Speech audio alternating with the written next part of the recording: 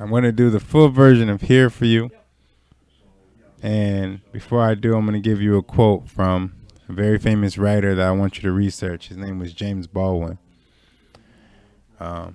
He said, I do not claim that everyone in prison here is innocent, but I do claim that the law, as it operates, is guilty, and that the prisoners therefore are all unjustly imprisoned. Does the law exist for the purpose of furthering the ambitions of those who have sworn to uphold the law, or is it seriously to be considered as a moral unifying force, the health and strength of a nation? The trouble with these questions, of course, is that they sound rhetorical and have the effect of irritating the reader who does not wish to be told that the administration of justice in this country is a wicked farce. FARCE, which is a facade or something fake. Well, if one really wishes to know how justice is administered in a country, one does not question the policemen, the lawyers, the judges, or the protected members of the middle class. One goes to the unprotected, those precisely who need the law's protection most, and listens to their testimony. Ask any Mexican, any Puerto Rican, any black man, any poor person. Ask the wretched how they fare in the halls of justice, and they will know, then you will know, not whether or not the country is just, but whether or not it has any love for justice or any concept of it. James Baldwin. Here. They asked me what it's like in here. My hesitation kept them waiting. The closest comparison is purgatory on earth. Here, humanity loses sight of you. Here, you lose sight of self-worth. Or it's like going to your own funeral, but the pallbearers left you parked in the hearse. This way, you're dead, but still above ground. Perhaps you already know how that might feel now. Yeah, like how that might feel. Sleep equals only resting on rigid raw cold steel, perhaps. You are lucky enough to get a cot 10 years old and 2 inches thick. Why, then you can dress it up with white sheets the color of stained glass. Let us not forget the pillow in case you find more dried blood than a butcher's wood cutting board on Thanksgiving, and a dingy blanket just an inch thicker than your own sheet.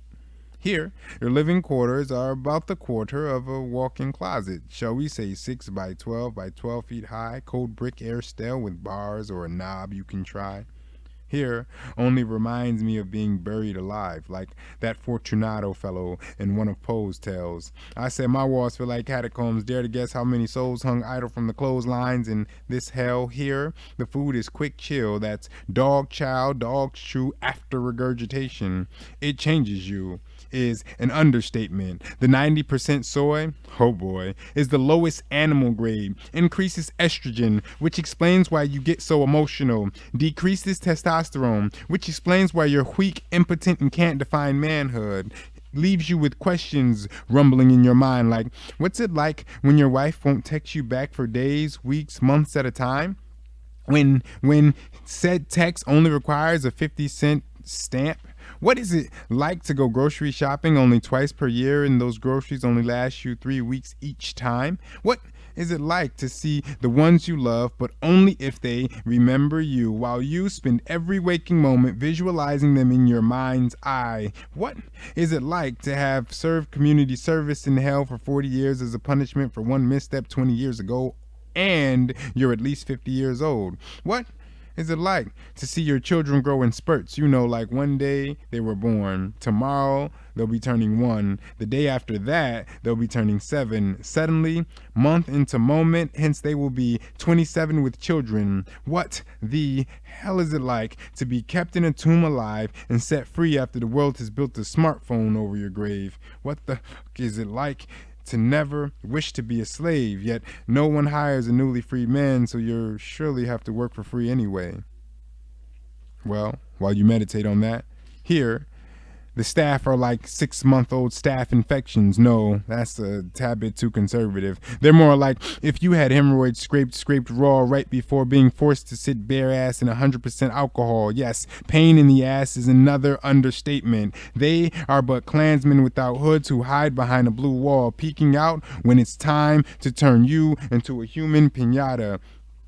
poking the gusher in your star until it bursts on the Milky Way of the gallery. Please, don't be close to going home. Here they do magic tricks like pull shanks out of thin air that give you 5 extra years. Here they speak fluent baton and pull pins like acupuncture ending abruptly. Here they travel in hyena pride, seeking whom they may cackle at and devour, beating you senseless, toothless, eyeless, lifeless, blackless, or blueless, using all manner of evil save hot tar and nooses, leaving you lying, but swear to God under oath the truth is, you assaulted staff and swung first. Here, searches make the TSA procedure seem like a Six Flags dream. Because they strip you, then they grip you, turn you, bend you, then they split you. Every day you get to a visit.